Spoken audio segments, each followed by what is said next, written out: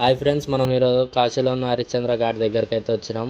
హరిశ్చంద్ర ఘాట్ చరిత్ర చాలా పురాతనమైనదన్నమాట. వారణాసిలో 18 ఘాట్లలో ఇదొకటి. ఈ ఘాట్కి పురాణాల ప్రకారం సత్యాన్ని నిరూపించుకోవడానికి కష్టపడిన రాజు హరిశ్చంద్రుడు ఉంటాడు కదా, సత్యం పలికి హరిశ్చంద్రుడు అంటారు విష్ణు, హరిశ్చంద్రుడు పేరు పెట్టిర్రు. ఈ ప్లేస్ మనకి జీవితం మరియు మరణం యొక్క నిరంతర చక్రాన్ని ప్రతిబింబిస్తుంది. ఈ హరిశ్చంద్ర ఘాట్ల డైలీ అంటే రోజుకి 300 పైగా శవాలకు దాన సంస్కారాలు అయితే జరుగుతాయి. ఈ ఘాట్కి హరిశ్చంద్ర ఘాట్ అని పేరు పెట్టారు. ఎందుకంటే సత్యాన్ని ఎప్పుడు పక్కన పెట్టని రాజు హరిశ్చంద్రుడు తన భార్యని అమ్మకానికి పెట్టి ఒక కాటి కాపరిగా పనిచేస్తూ కష్టకాలంలో తన సత్యాన్ని నిరూపించుకుండు.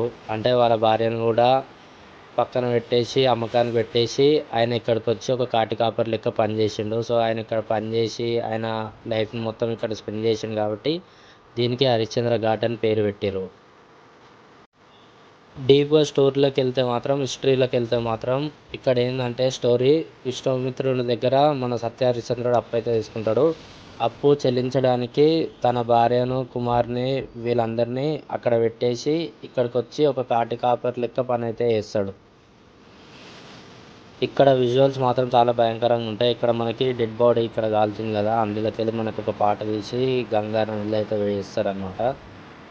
నార్మల్గా మనం ఇక్కడైతే దానం చేసిన తర్వాత కొన్ని రోజులకి అస్థికలు తీసుకువెళ్ళి మనం ఒక నదిలో కలుపుతాం కదా, ఇక్కడ ఎట్లా చేస్తారంటే పక్కనే నది కాబట్టి అది కాలంగానే వెంటనే ఒక బాడీలో ఏదో ఒక పాట తీసి అయితే మనకి ఆ నదిలో అయితే వేస్తారు. ఇక్కడ ఎప్పుడు టైం అంటే టైంతో సంబంధం లేకుండా డెడ్ బాడీస్ వస్తూనే ఉంటాయి ఇక్కడికి. చాలామంది కోరిక కూడా ఉంటుంది, పోయి కాశీ పోయి చనిపోవాలి, కాశీలో అక్కడ గంగా నదిలో కలిసిపోవాలనే చాలామందికి అయితే కళ ఉంటుంది. ఎంతోమంది కోటీశ్వర్లు ఎవరెవరో ఎక్కడెక్కడో తెలియని వాళ్ళు ఇక్కడికి వచ్చి అంటే వాళ్ళకి ఏమైనా ఆరోగ్యపరంగా ఏదైనా ప్రాబ్లం ఉన్నా సరే ఇక్కడికి వచ్చి ఫ్యామిలీ వాళ్ళకి దూరంగా వచ్చి ఇక్కడనే వండుకుంటే ఇక్కడనే మొత్తం వాళ్ళ లైఫ్ మొత్తం అయితే కంప్లీట్ చేసుకుంటారు.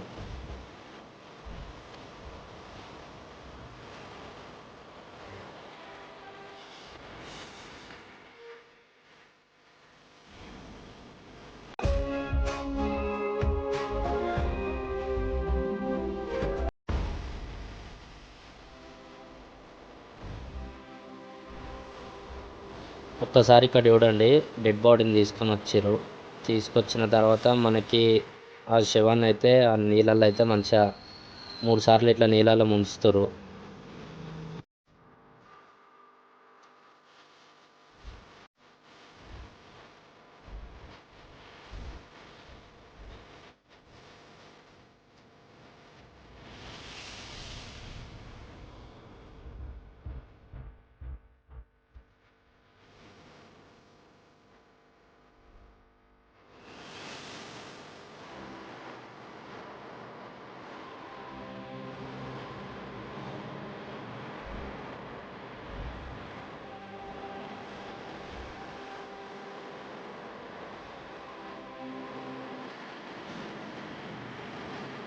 ఇక్కడ చూడండి, ఆయన బాడీ పార్ట్ని తీసుకొని పోతుండో అట్లా కట్టెలతో పట్టుకొని పోతుండు చూడండి, ఒక బాడీ పార్ట్ అది తీసుకెళ్ళి అక్కడ మన గంగా నదిలో అయితే కలుపుతుండు.